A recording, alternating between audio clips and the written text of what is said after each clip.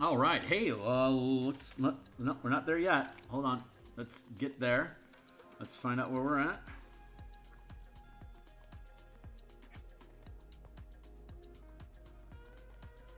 This is coming on.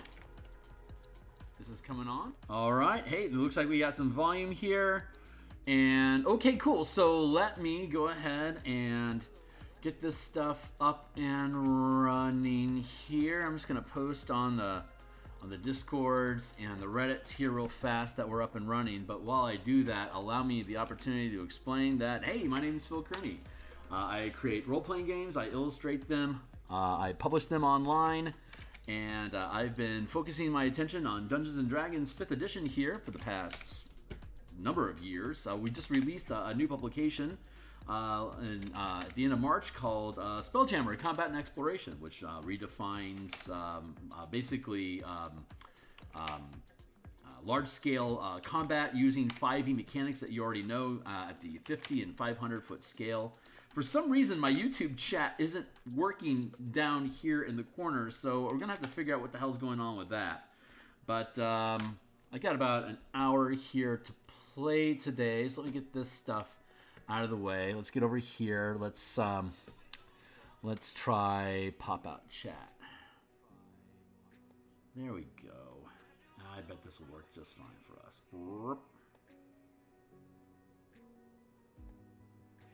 There, let's do it like that. And we can rearrange our windows like this. All right, cool. And let's get this up front. Okay, cool. So yeah, this is the book that we created, Spelljammer Combat Exploration. It's actually on DMsGuild.com. You can check it out here. We might end up referencing this over the course of today. It's got an extensive free preview. You can check out all the mechanics inside of the book. 107 pages worth of solid goodness of combat mechanics, of amplified spell casting to affect ships at larger scales, exploration through astral sea as well as wild space. It's got a random wild space system generator. It has a conversion guide for Light as Araxis to utilize all of the combat and exploration mechanics that we've developed inside of this book, so that you can have more ship combat, ship exploration, ship interaction, to treat it as basically like a mount or part of the party that the team groups their activities together to have combat efficiencies with. So that's the basic gist of it. You can check it out. We'll probably be bouncing around inside of the document later on today, but definitely check it out. If you think it's cool, consider purchasing it to encourage more behavior like this in the future. But today we are going to be developing power systems. So just to recap, from where we were at last, we've actually got some good advancements going. We have the basic docent trait.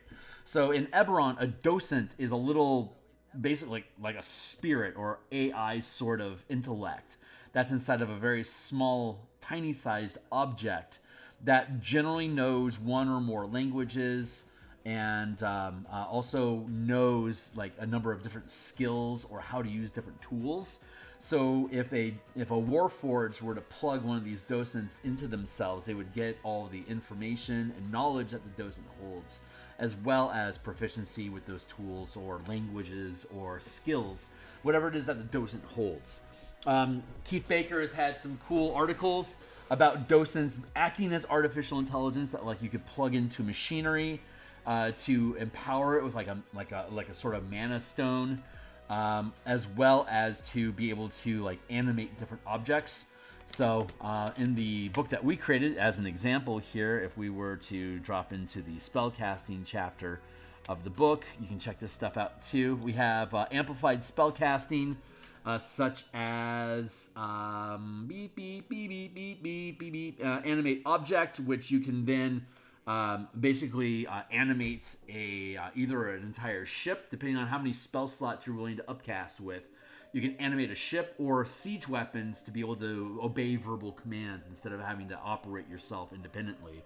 There's also the Awaken spell, which if you're dealing with a living ship or something that's made out of organic material, you can upcast a spell to awaken the spirits of that material to then become a pseudo-sentient ship that would, or siege weapon that would also be able to act as a companion, something you could give verbal commands to and add to your crew as its own entity. So we're kind of taking we're taking themes off of this, especially the animate object really leans into the docent idea. So if the way that we're running it is that a docent is the spark or the soul of the machine, and so as a viable player species to choose, the docent would by default be plugged into either a small-sized autognome or a medium-sized Warforged, but would also be able to be extracted and then attached to a larger frame, such as like a 10 or 15, 20-foot golem, or plugged into a 50-foot fighter craft, or plugged into a vessel at 100, 200, 300, 400, 500-foot scale. So different scales that we can work with, and if you've been watching the channel, you know that we've been developing a 500-foot battle crab that you'd be able to operate with a helm, or plug the docent into the helm, and it can become self-automated with its own sentience. So basic stats here. I'll probably put this on the. I'll probably rough draft this onto my Patreon for you guys to check out. Maybe I'll draw up a Google Doc that people can thumb through as we go about this. But the basic mechanics here is that you'll have base stats, but the only ones that are really relevant while you're detached from machine as a single little docent entity is your intelligence, wisdom, and charisma, and constitution. Your dexterity and your strength effectively drop to 1. You have some rudimentary connectors, like connecting nodes that you can crawl around with very slowly at a move speed of 10. But once you get plugged into a machine that the docent either crawls its way onto and then plugs in itself, or you just get carried over to get plugged in, or while you're in contact with your original shell, you retain attachment to the machine while you're in hand. So I could pick my docent out of my Warforged frame and then plug it into a Titan, and then the Warforged frame would go limp, and then the Titan would awaken with my sentience inside of it. Otherwise, player characters like gnomes, dwarves, humans, elves, whatever, other species, other normal species that are sitting in a pilot chair or a helm would be able to pilot these vehicles just like you can with any of the other fighter craft that we already have in the book. And if you aren't familiar with the fighter craft that we developed, you can scroll down here in the book. Here's the 22 different ships that we offer. These are all vessels at the 50-foot scale, like a nautiloid, a night spider, space galleon, flying fish, lamprey, wasp, star moth. These are the ships that are created up to 250 foot in size, that exist in the Spelljammer's Adventures in Space that Wizards published in August 2022, that we then further modified with these mechanics. And then there's the fighter craft, which are, or just craft in general, which are smaller scale at 5-foot squares. It's like this spiderling is a 40-foot by 40-foot. This cuttlefish is 20-foot by 20-foot. This skiff is also 20 feet by 20 feet. It has a ballista on the back of it. An arrow is a 15 by 15 foot, and then the largest fighter craft, the largest size you can get up to is 50 feet in size. And then after that, you become a vessel. So you can have, there's 2 different types of helms. There's major helms, which goes the 100 million miles per day and can be attached to any vehicle up to 500 feet in size to be able to operate as a ship. And then there's minor helms that move slower, only 1 million miles per day, but that's plenty fast for combat, where stuff generally takes place within 1 mile scale. But to be able to keep up with these larger ships, the fighter craft has to be supported by a vessel that'll be able to carry them to maintain speed against other ships, and then basically be deployed to then enter the gravity plane of the target ship to be able to harass them as fighter craft there, or to interact with each other. If you're around a singular object, your combat range is still only 1 mile away. So if you want to attack a stationary object, you have to be within 1 mile, which puts you plenty within range of the fightercraft, which can do 100 miles per hour, 100 miles per round movement, or 10 mile squares at 5 squares per round, and then you can use dash action to move another 5 squares. Vessels can do 10,000 miles per round, 1,000 mile squares, and then a dash action can do another 5 1,000 mile squares, so a total of 10 per round with the action and dash action. So at the larger scale, ships effectively have a move speed of 25, but the scale is anything up to 1,000 mile squares. So it's moving significantly faster. We're going to want to back down the speed on that for these mecha. And like Descent into Avernus has Infernal War Machines.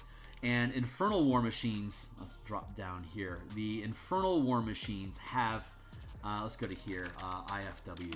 IFW are ground vehicles. They have a maximum speed of 500 miles per hour, which it'd be, how does that go? If it's, if we're doing 50 miles squares, we can do up to 500 miles, 500 feet per round. That's going to be 1 mile per minute. That's going to be 10 miles per 2 hours.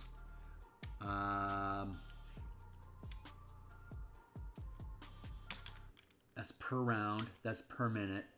10 miles per 10 minutes, which is 100 miles per 2 hours, which is 1,000 miles per 24 hours, roughly. These are just rough time estimates.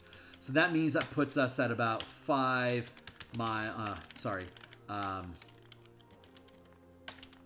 miles per hour. So trucks in Descent into Avernus, the Infernal War Machines can do 50 miles per hour. That's basically our benchmark for speed, right? It's 20 times fast, about 20 times faster than what a person can walk normally. A person's normal overland walking per hour movement is typically 3 miles per hour. This is 50 miles per hour, so it's a good 20-ish times faster than what a person can move. So this is a decent operating speed on the ground, and then we can have that's our default speed for the War Titans and stuff. We can add augments that allow them to gain higher speed in flight, which will be able to get them into the spell jamming territory of minor helms and then upgrading to a major helm. These would be attachments that we are basically attuning the mecha or the Titans, the War Titans. We're attuning War Titans to different power systems so that they have more options, kind of like magic items for large-scale machinery. If we're working at the 15 and 20-foot scale, we're effectively giant size, so like we could fight fire giants face-to-face at the same, huge size. I think fire giants are huge, right? Let's go look that up. 5e, fire giant.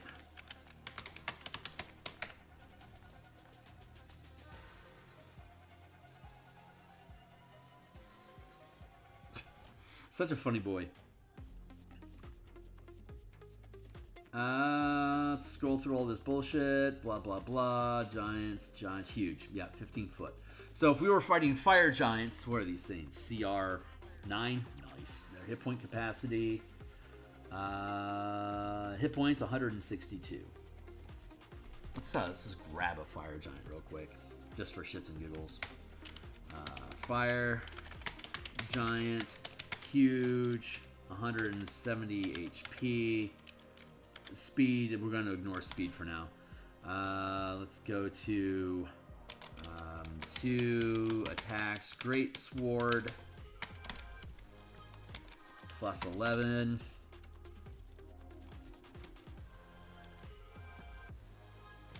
+66. Plus 7 damage. So that would technically be 3d6 plus 7, and then no, it'd be 46, 5d6, 66 for the large and huge. I don't know where they're getting that math from. I think they're just making it up. Let's see, but that's the basic stats. What's its AC?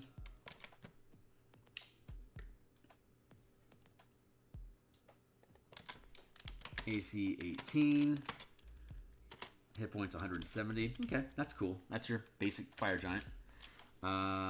Move 6 squares. 30, that doesn't make any sense. 30, 90. It should probably be a move speed of 90 because it's triple the size, triple the speed. That makes sense. Spirit Warriors, old leftover language, hit dice, modifiers, blah, blah, blah. Okay, here we are. So here's how Spelljammer Combat and Exploration is set up. If you're up to 10 feet, you're going to do D8 damage. If your vessel is 20 feet, is 2D8. These are rams, so they have melee weapon attacks like for example, these are rams. This is a slashing blade along the edge of these wings. This is a grappling claw. This is a bludgeoning ram. These tentacles are bludgeoning attacks. The arrow has the blade of a slashing ram. So if they're rams, they do listed damage, and then they double the damage when they do a ram attack, like by moving forward 500 feet and then hitting you. So if you're only up to 10 feet, it's a D8, which doubles to 2D8 on a ram attack. 20 feet in size is 2D8. The Spiderling here, which is a 40 by 40 vessel, each of these legs could be used as an attack. You have to attack with each one individually, but you have a lot of them. And they would each do 4D8 damage. And then at the 50-foot size, these slashing blades, they do 5D8 damage. Interesting note, I won't bore you with the detail about ramming, but they have different kicker effects, like scuttling, grappling, and then dealing excessive damage, depending on what type of a ram it is. But once you move out of the 50-foot scale into the larger scale, like a turtle ship, for example, is 90 some odd feet in size. It does so 50 feet is 5d8, also known as 1d4 times 10. So up to 100 feet, it's d4 times 10. Up to 200 feet, it's d6 times 10, d8 times 10, d12 times 10. And at the 500-foot scale, it's d12. D10 times 10 at 400, and at 500 feet, it's d12 times 10. So that's your scaling that we have that basically breaks down in the book. The reason why we're using d8s here is because the harpoon flinger from Descent into Avernus is a mounted weapon that can be fired as often as you have melee attacks as a character that's using the harpoon flinger, and it does a base 2d8 piercing damage. So we wanted to calibrate small craft off of the harpoon flinger damage capacity. So that's why we put the 2d8. 25 feet is 20 and 25 feet is 2d8s, and then you have your ramming that doubles it. So it's just these ships aren't built for efficient melee combat. They're largely animal type vessels, but when we're building our mecha, we're building them with humanoid bodies that can pick up and utilize humanoid weaponry. So we can build a 20-foot blade and have it deal significant damage. So using the general rules of weapon sizes from the monster manual is for every increased size you have up to gargantuan, you're adding an additional die to the weapon. So if I'm using a longsword, it would be 1d8 for a human size or small creature. For a giant, an appropriately sized longsword for a large sized creature would do 2d8. 3d8 for a 15 for your generic huge sized creature, and then 4d8 for a gargantuan sized creature. And then we upscale further to the 50-foot scale. So from the 20-foot scale to the 50-foot scale, there is a 2-point gap here. I'm just going to let that go. Because if you double the size from 5 to 10, you get 2. If you double the size from 2 to 20, you get 4. If you double your size from 20 to 50, you get 5. And then it's 6, 7, 8, 9, 10. And then at the 500-foot scale, when you're doing 10d, like say it's a glaive, is doing d10 damage. So it'd be 10d10, which effectively becomes 1d10 times 10. And then we start over. 500, 500-foot scale, 1,000 feet, 1,500 feet, 2,000 feet, 3,000, 4,000, 1 mile. and then we have 2 miles, 4 miles, 6 miles, 8 miles, 10 miles, and we can continue to scale up. At 10 miles, it'd be 1,000. The scale starts to get a little weird after a while, but we don't really need to have mecha that are larger than 500 feet unless we're talking about an enemy boss, and we can do custom. We can go into that hundreds or thousands multiplier for truly massive creatures. But for the context of the game that we're running, we're staying within the 5 to 500 foot scale for vehicles that characters can pilot and operate. So like for example, going back to the ship that we were building, Vocast Battle Crab, again, that would be a these are 50-foot squares. So this would be a 500 by 500 foot footprint that we have for a 500-foot war crab. It's basically a crab-shaped construct, maybe a lobster-shaped construct that would be able to be operated by a single character. 500 feet is the largest scale of a vehicle that can be operated with a single spelljamming helm. So there are series helms where you can link a bunch together to operate something larger, but that becomes a little unwieldy and is more of a narrative plot device sort of thing than something that you would expect players to control. But the mechanics are there in case the DM allows players to control something truly massive. Like if you want to move the Rock of Brawl, it's a 3-mile object, so you're going to need 3 miles. You're going to need 6 helms, all linked in the series, positioned throughout the asteroid, and then all coordinating their actions to move the ship together in a series of movement. So, but that's beyond the scope of this particular project, though we'll probably get into it. What we're working on here is creating mecha mechanics that characters and docents can pilot to be able to fight creatures at larger scales. So, do I have a timer going? Because I should have a timer going. Do I have a timer going? There we go. I've got 40 minutes left. So here's the damage. So this is the damage scaling that we have at 5-foot scale. If you're just in a Warforged or an auto-gnome body and you're using a longsword, it's going to be D8. If you're in a 50-foot War Titan, then it's going to be 5d8 damage. If you're in a 100-foot War Titan, up to 500-foot War Titan, if you're using a two-handed sword at the 500-foot scale, where you're basically wielding a 500-foot-long blade, it'll do 10d12 damage, which is on par with, this is a 50-foot, this is a 100-foot long piercing leg. It acts as a piercing ram, so it does 10d12 damage on hit. These are all piercing rams. You attack with each separately, but they do d12 times 10 damage when they hit. These grappling claws do d12 times 10 bludgeoning damage when they hit, and if they hit, they automatically grapple you. And as a bonus action, while you're in the grapple, it can automatically do d12 times 10 damage as well. If this is ramming, if it's coming in fast and it hits with a piercing ram, then it could do double damage, 2d12 times 10. And then if it hits with the attack, it deals the damage, and it automatically grapples you if you're larger than 50 feet, assuming that you're not destroyed. So, because, it could do 240 damage in a hit, and a Star Moth has 400 damage. So this thing's incredibly dangerous because it's huge. But you could potentially have this as your own. Like, each character could be piloting something this large if the DM sets up a scale of threat that would warrant each character to be in command of a 500-foot vessel. We also have squadrons, which is in the book. You can check out where we're looking at. Sorry, we're gonna go like that. Like a Star Moth squadron. Here's a 500-foot space. These 4 ships, each 200 feet in size.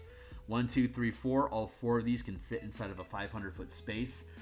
Using squadron command, using the squadron mechanics that we have, we basically treat these as a swarm, where as long as it can fit inside of a 500-foot space, you can command them all as a single action.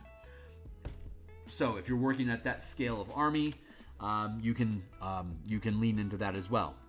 So back into the War Titans, we're looking at, that's the damage that we have scaling. The amount of hit points that they have is basically 10 hit points per 5 feet of space. So at the 500-foot scale, they have 1,000 hit points. At the 50-foot scale, they have 100 hit points. And these are temporary, basically like temporary hit points that stack onto the hit points that the pilot has. And the pilot can take damage for the ship, or you can let the ship take damage. It takes time and focus to repair ships. While you're the pilot of a ship, you can take damage for the ship and have your cleric heal you by slapping you on the shoulder, and your pilot can stay healthy and continue taking damage for the ship. So that's the basic premise of it. You can check all that stuff out here in the book if you want to check it out. If you think it's cool, consider purchasing. Right now, we've been developing the martial power system, and we're going to be back at lunch tomorrow continuing with martial powers. But for now, I wanted to look at the power system is a great way for us to be able to add abilities to our mecha. And I think the general rule that we're going to jive with right now is, let's go with power systems.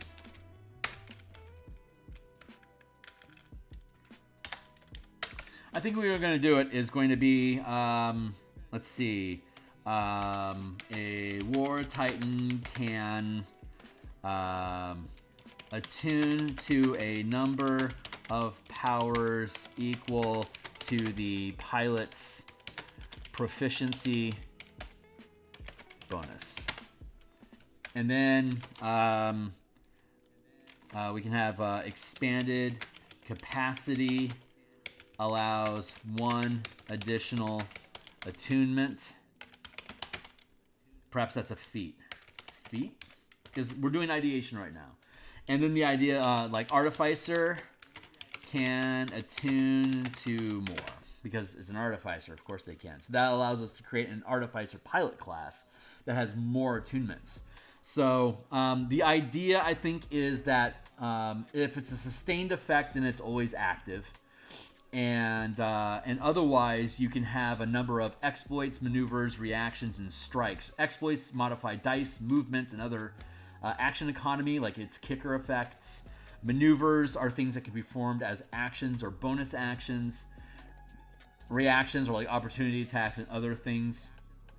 Strikes modify the attack that you make. It doesn't necessarily deal more damage. In this system, the power systems, it doesn't deal more damage, but it does modify, like it creates conditions and kicker effects when you do hit. You deal damage plus do this thing. And so I think we can add a stack of strike effects there that'll make sense. I'm going to add some space between each of these. And then again, sustained powers are like concentration, like permanized concentration effects sort of things.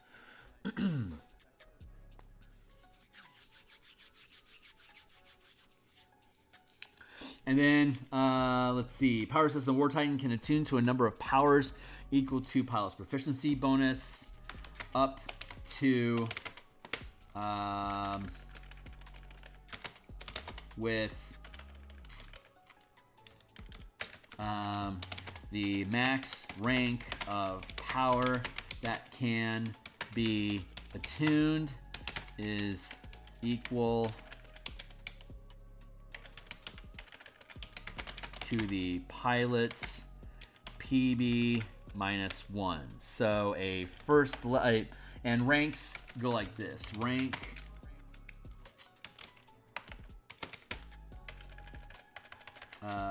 PB rank. This should look familiar.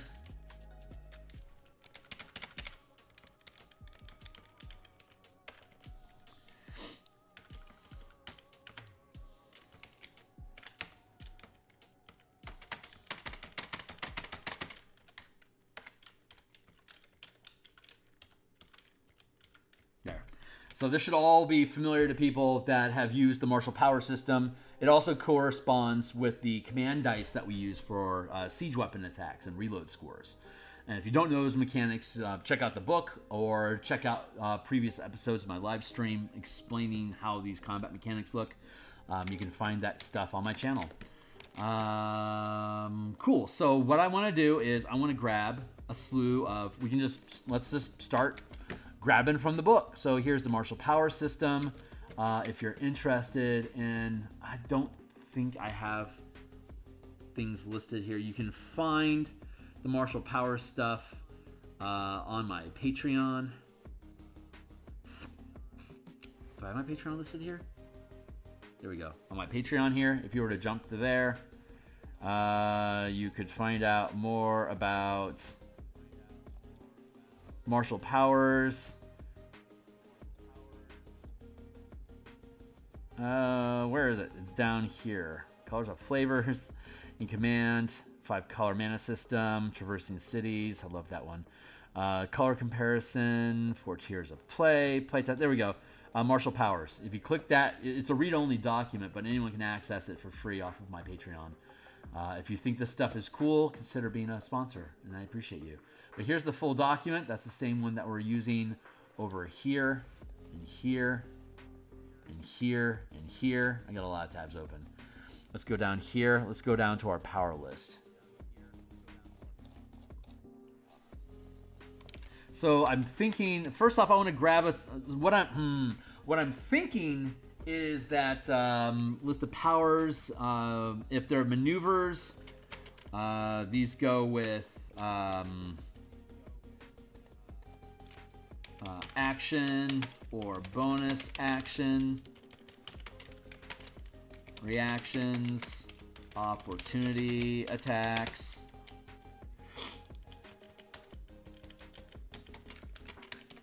Free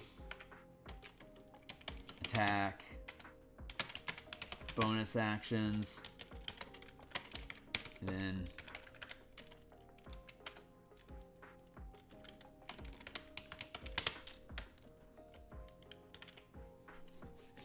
maybe we do sustained. Let's keep it sustained for now. Equals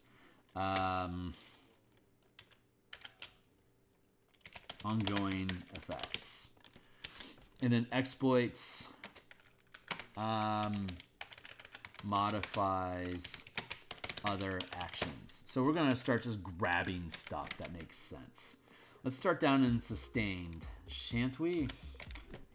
Let's see if there's anything cool down in the sustained list. The way that I'm thinking right now is like if you plug this into your Titan, it's always active. It's not necessarily something you have to maintain concentration on, but you're limited on what your options are, and you can switch out what your mech is attuned to as part of downtime repair work as a part of a long rest. It's basically the idea that would go on there. Let's see. What do we got?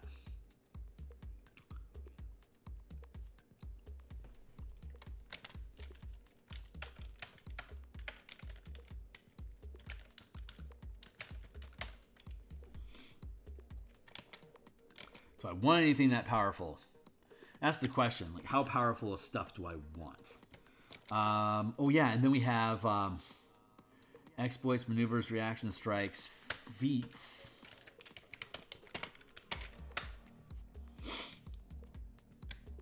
Actually, we should probably just allow pilots to utilize feats. So let's check out. While sustaining this power, you gain 1 additional attack when you take the attack action. I like that.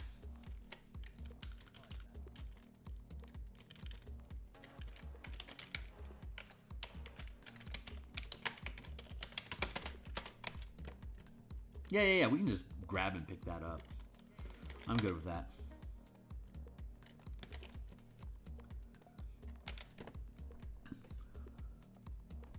And these things are built around concentration, and if we're removing concentration, I don't think that makes sense. So for now, we're gonna drop anything else from the 4th tier, or fourth rank. And let's check out celerity. While sustaining this power, you gain the following benefits: movement speed doubles.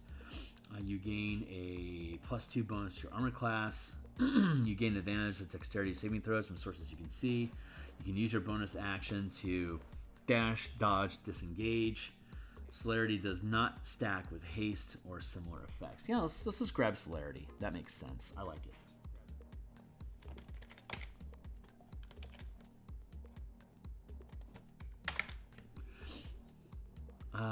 Flurry of attacks. While sustaining this power, you gain a bonus action. You can use a bonus action, including the bonus action used to channel flurry of attacks, to make 2 weapon attacks. Okay. I'm good with that.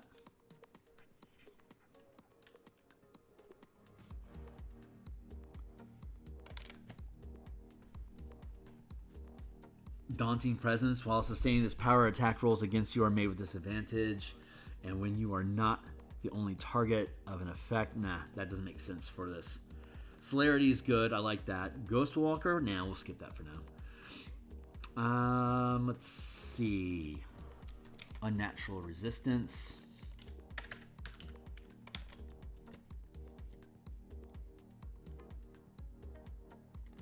I like both of those.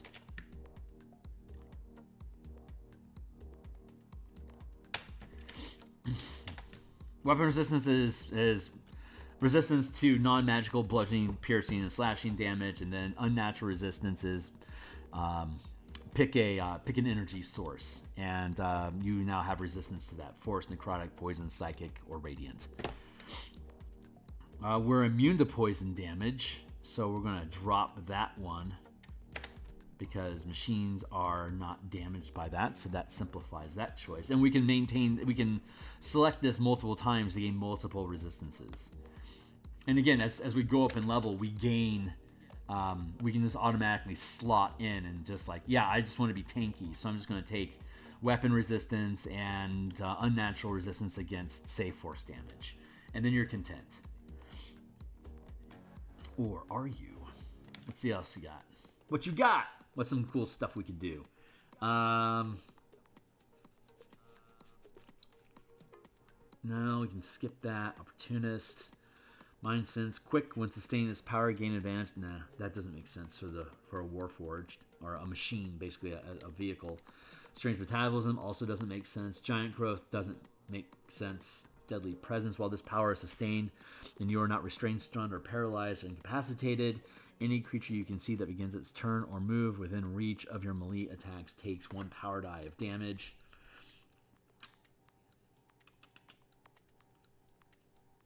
Let's skip that one for now as well. Close quarter combat. While this power is sustained, we can replace that with grappling attack. I think that would make sense.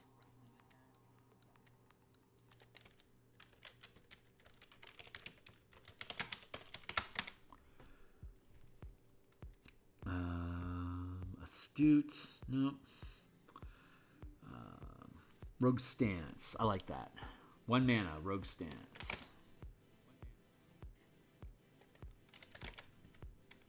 Wrong place, right time.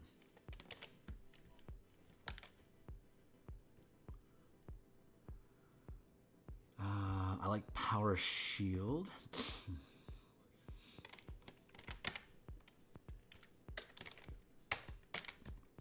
Power Shield basically gives you a bump based 1 plus your max rank of power.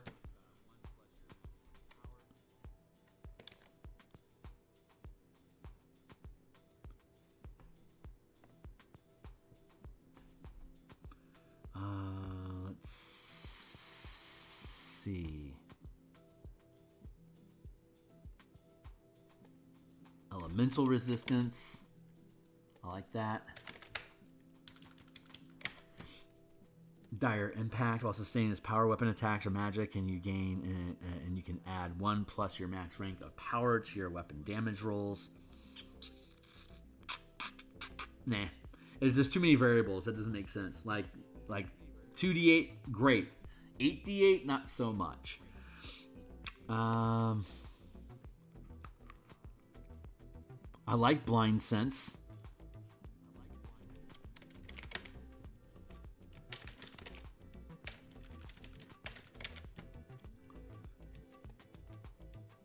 And we automatically have aquatic adaptation. We can be underwater, so that's okay.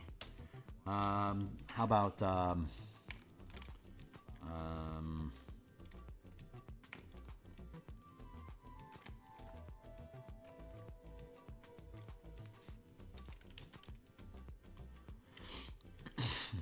yeah, I think that's okay for now.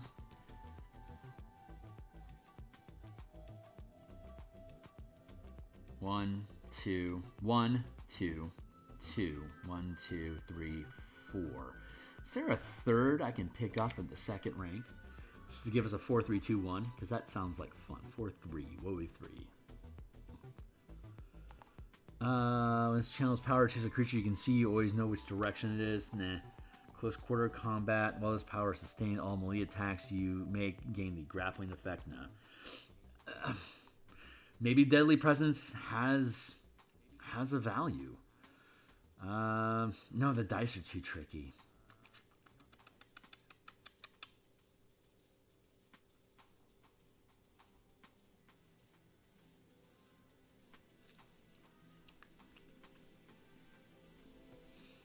What can we do to mess around with that?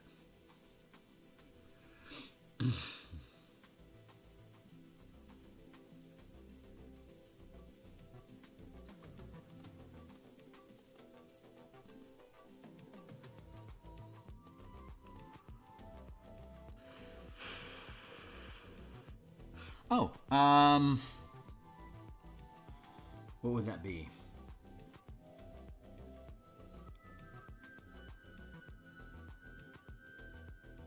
It would be a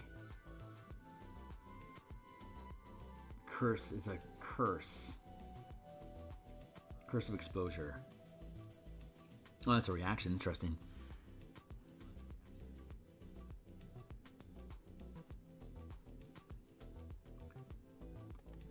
Deals half damage with weapon attacks until the target succeeds a strength saving throw.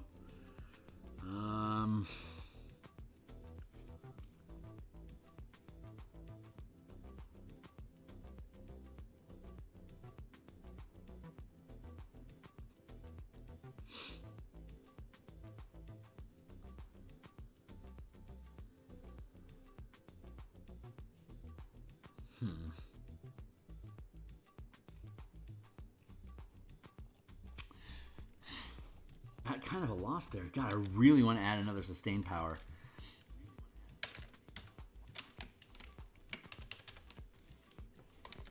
We'll get back to it. Let's work on strikes. So strikes will not deal extra damage. Hey, timely timer. I got another 20 minutes to go. Let's just see what other cool sort of strike effect. Banishing strike is a cool one.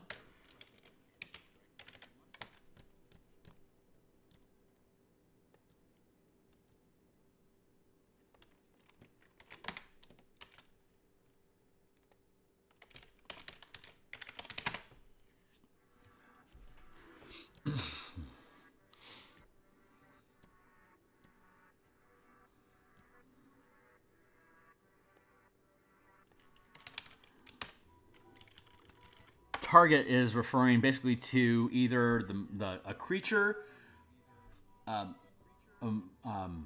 Monsters is just a general catch-all category for anything that isn't the player characters, essentially. Whether it's a creature or an NPC or whatever. Creatures are literally everything that can move or interact with. That's not an object or a location. Everything else is basically a creature.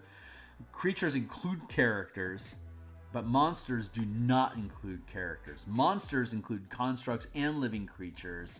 But we also have the distinction that a pilot of a vehicle, vehicles can also be considered monsters if they're being piloted. If they're not being piloted, they're considered objects. Otherwise, they are considered constructs that are modified with our temporary mechanics that are detailed in the book. So we'd be referring to things as targets, not creatures. So this makes sense. And I think Bursting Strike makes sense as well. Your weapon deals 1 power. Your weapon deals...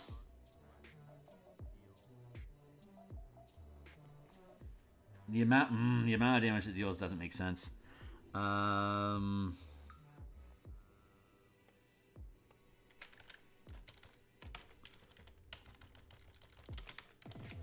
it gets paralyzed until the end of its turn.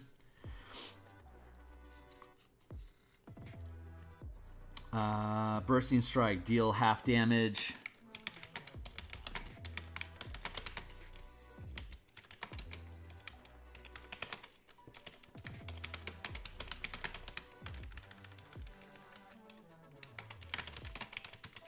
Of your choice.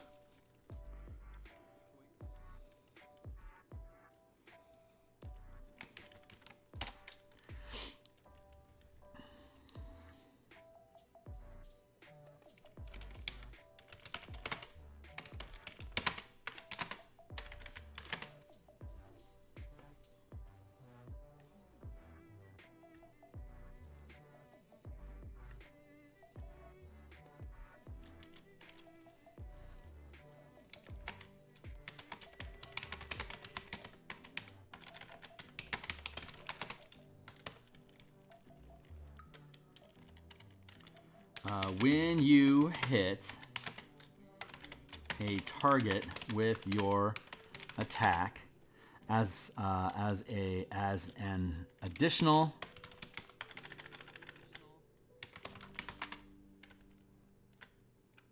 let's just eat your bonus action. As a bonus action, the target is paralyzed. I like that.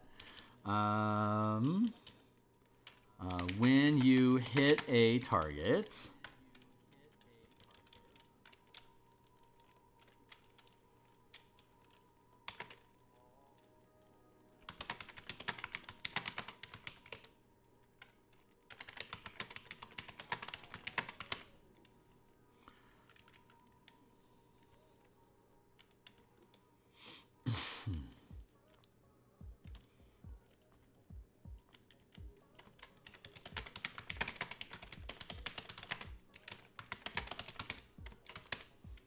paralyzed. Bursting strike, deal half damage to all adjacent targets. I'm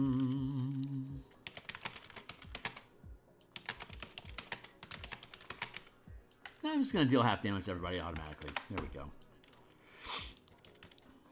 This is just going to eat your action economy. You can do it over and over and over again, but it just eats up your action economy. So let's yeah.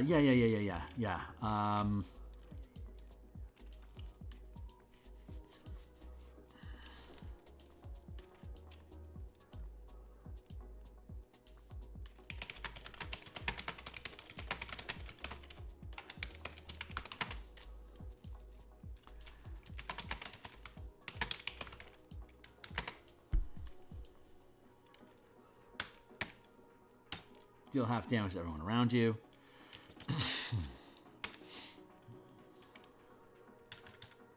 I like that. Let's go to 2.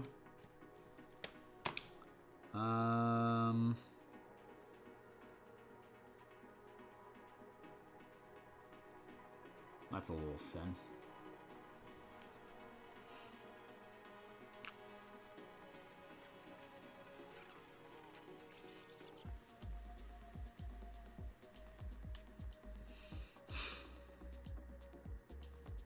I like Blinding Strike.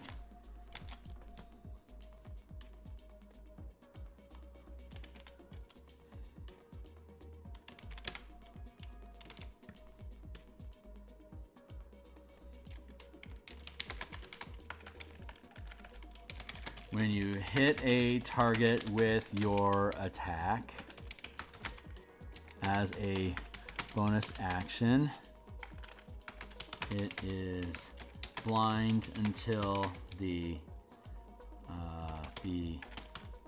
beginning of your next turn.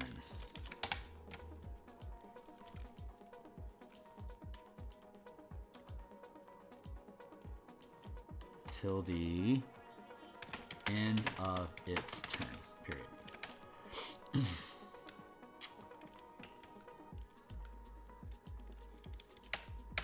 I bet there's other cool things that we can add in. Azium Strike. You can deal radiant damage. Creature glows with flame.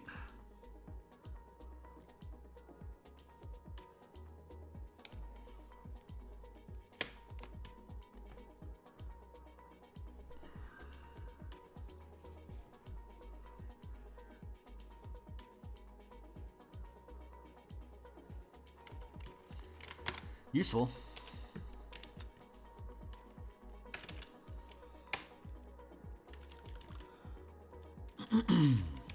When you hit a target with your attack as a bonus action, it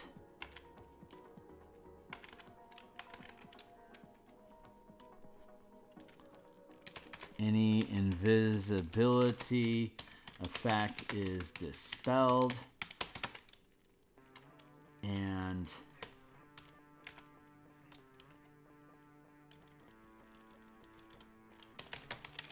creature glows, and it glows with faint light.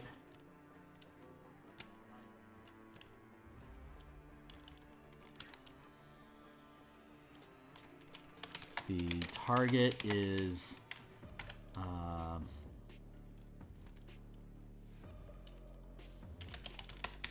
outlined with, how does that work?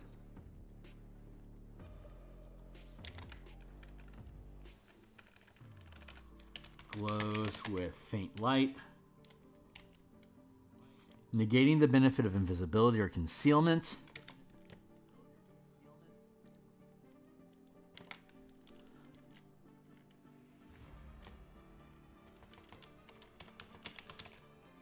Of illusions, invisibility, or concealment.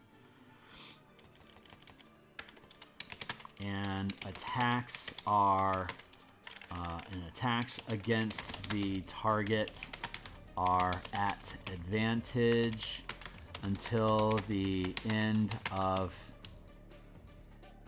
its turn. Dazzling strike, blinding strike, opposite. And is there something else we can pick up that could be cool?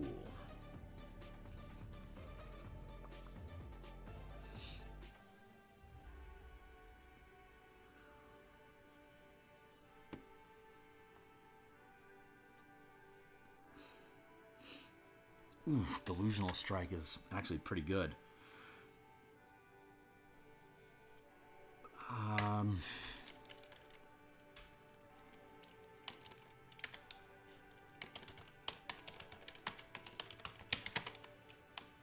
Glitching strike, there you go. When you hit a target with your attack,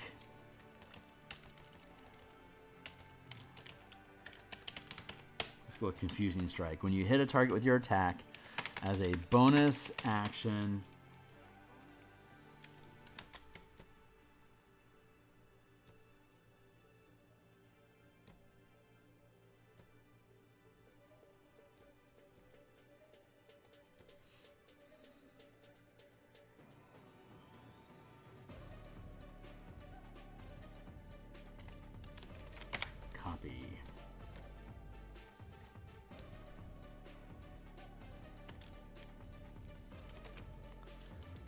bonus action, the target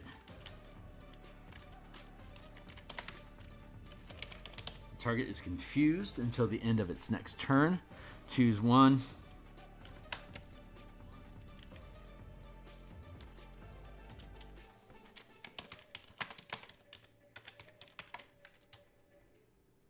Roll a 1d10 and compare it to compare the result on the table below.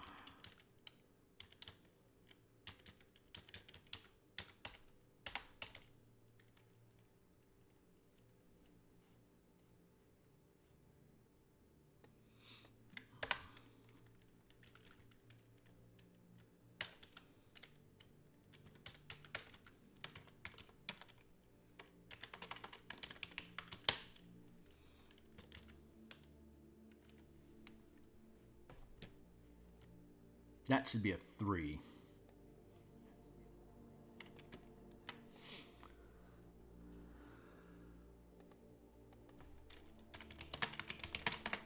Must make an intelligence saving throw or is confused until the end of its next turn. Roll a d10 and compare the result to the table below. There we go.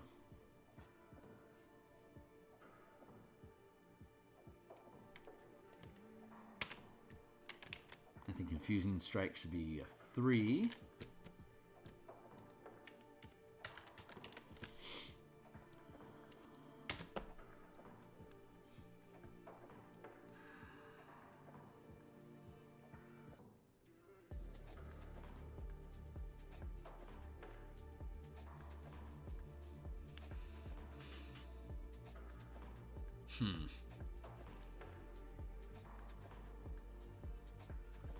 Yeah, I'm not okay with that. I'm good with paralyzing strike being 3.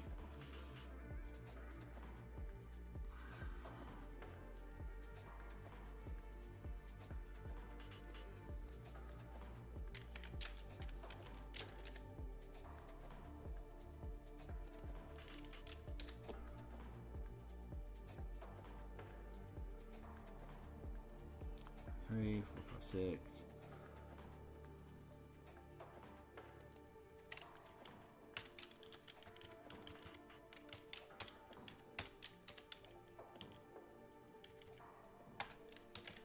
And 12, 10, 11, 12. There we go. 1, 2, 3, 4, 5, 6, 7, 8, 9, 10, 11, 12. Poof. There you go.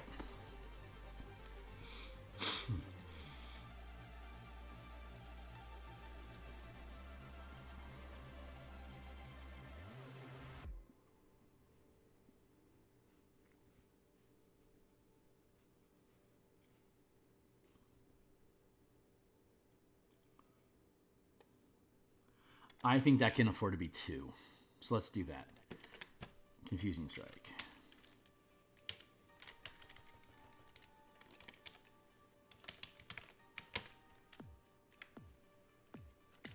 Let's just keep it. Delusional Strike. There you go.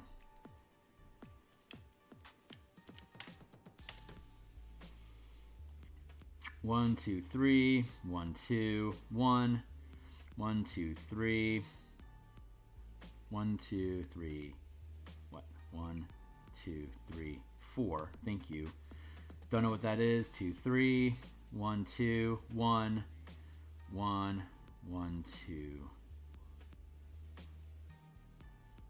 1, 2, 3, 4. Good. Banishing Strike through 1, 2, 1, 2, 3, and then down here at the first. There we go. Good. Let's go with Thundering Strike is a good one.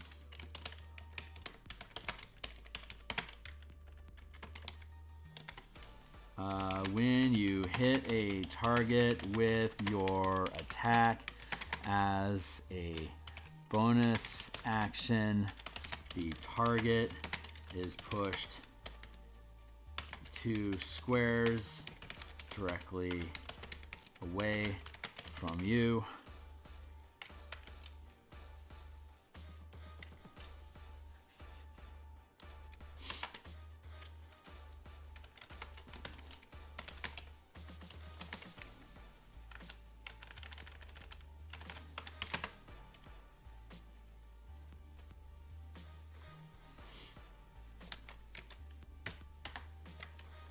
And the squares is just determined by the scale that we're working inside of.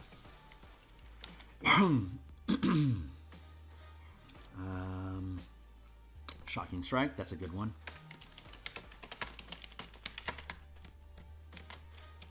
When you hit a target with your attack as a bonus action, the target cannot take reactions until the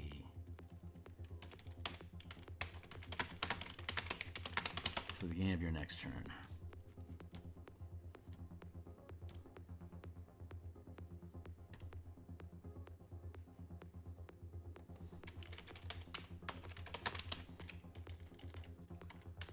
Of your next. That's going to work out better, I think.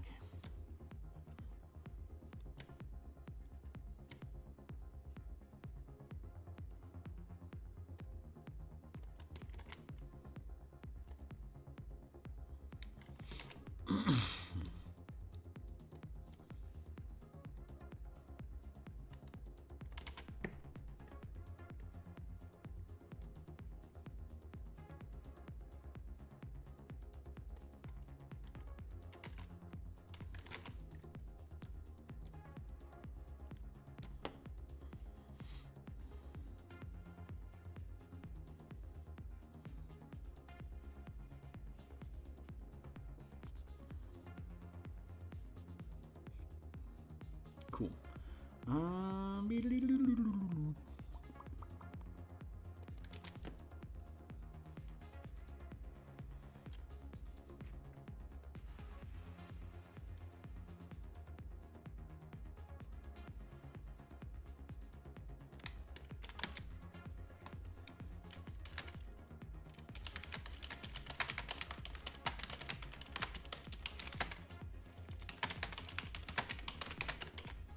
Bonus action, you can grapple.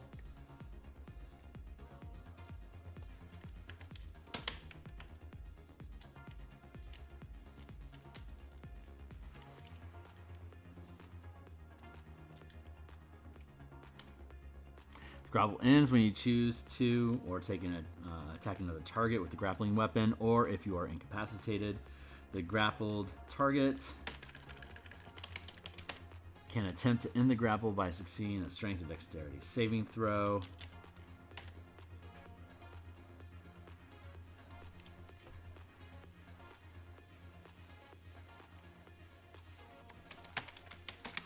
As normal.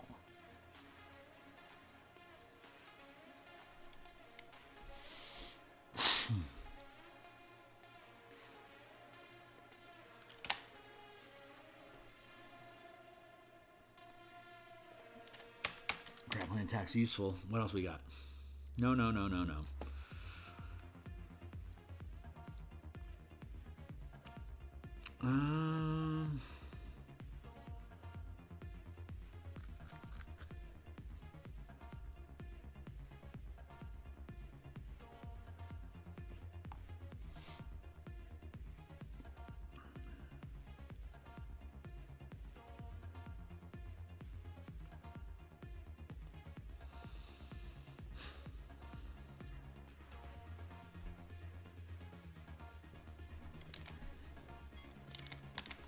Crap.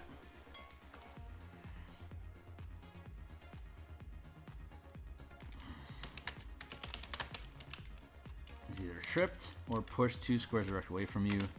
Your choice.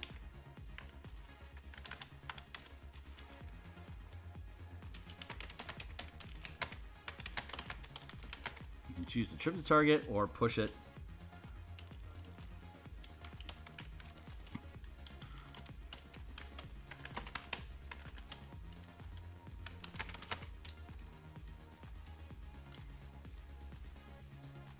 Push it directly 2 squares away from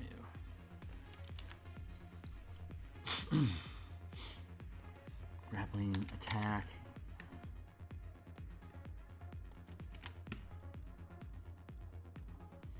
You know what?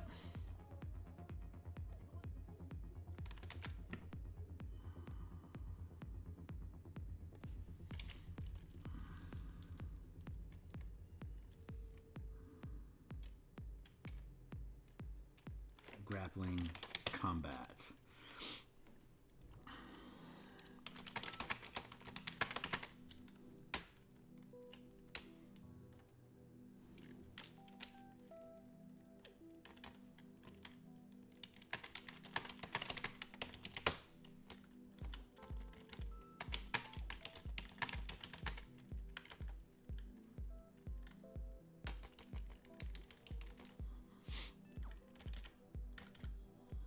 Choose to grapple it with the weapon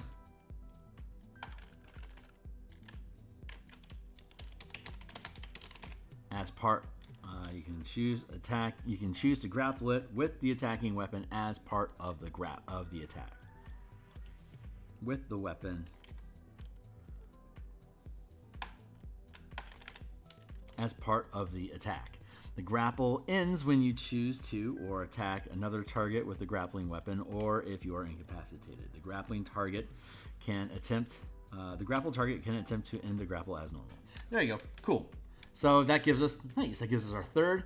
That frees up a power, so you don't have to spend action economy to do so if you don't want to. So let's grab. Let's see. Disarming strike makes more sense now.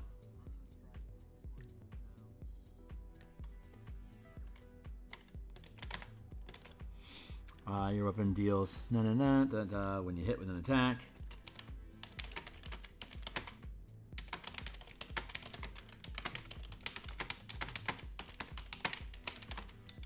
Action, you can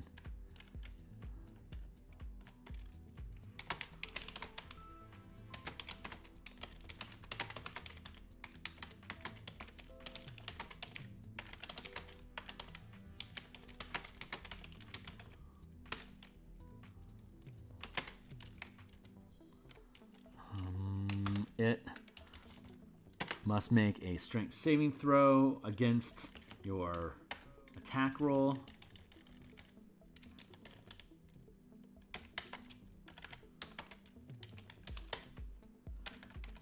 against your attack.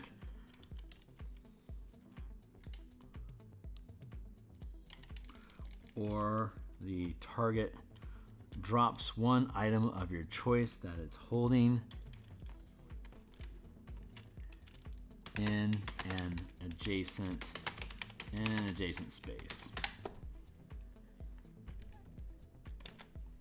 Disarming strike, distracting strike, flaming strike, freezing strike, goading strike, grappling strike, life-stealing strike, radiant strike, restraining strike, tripping strike, kicker. You have tripping, it folded into thundering, so that's a non-issue. Shocking. Bonus action, the target cannot take reactions.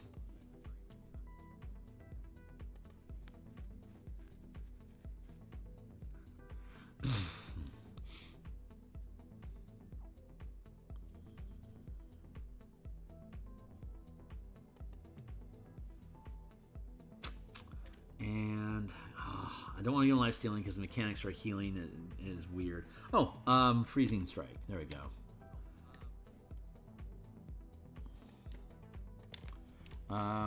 We'll go with crippling strike. When you hit a target with your attack as a bonus action, you can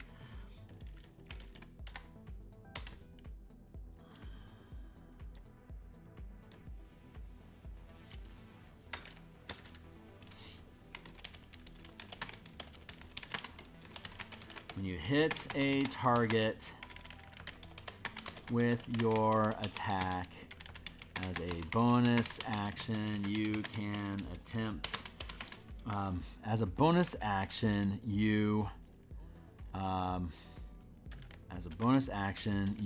reduce the target's speed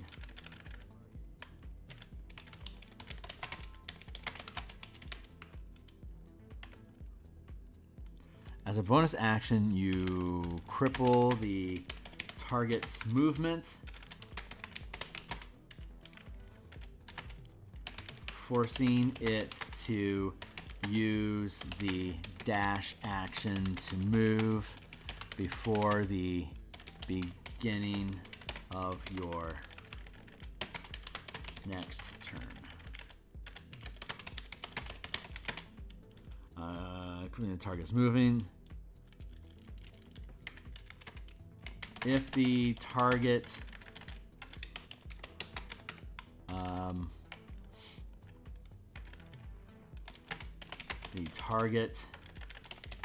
must use the dash action to move before the beginning of your next turn, period. There we go. Got it. So we got strikes 1, 2, 3, 4. Second rank 1, 2, 3, 1, 2, 1. So that's a total of 10 maneuvers that you can have. 10 different strikes, 10 different sustained powers. When we come back and play with this again next time, we'll work through reactions, maneuvers, and exploits. So if you think this stuff is cool, like, subscribe, hit the bell icon, get notifications of when we're live in the future. Would love to have you around. That's it for now. I'm out for the day. I won't be on tonight. I normally would be on a Thursday, but this week I won't be back on until tomorrow morning. I'll also be back at lunchtime this Friday tomorrow. So hope to catch you guys then. Thanks a lot. Laters.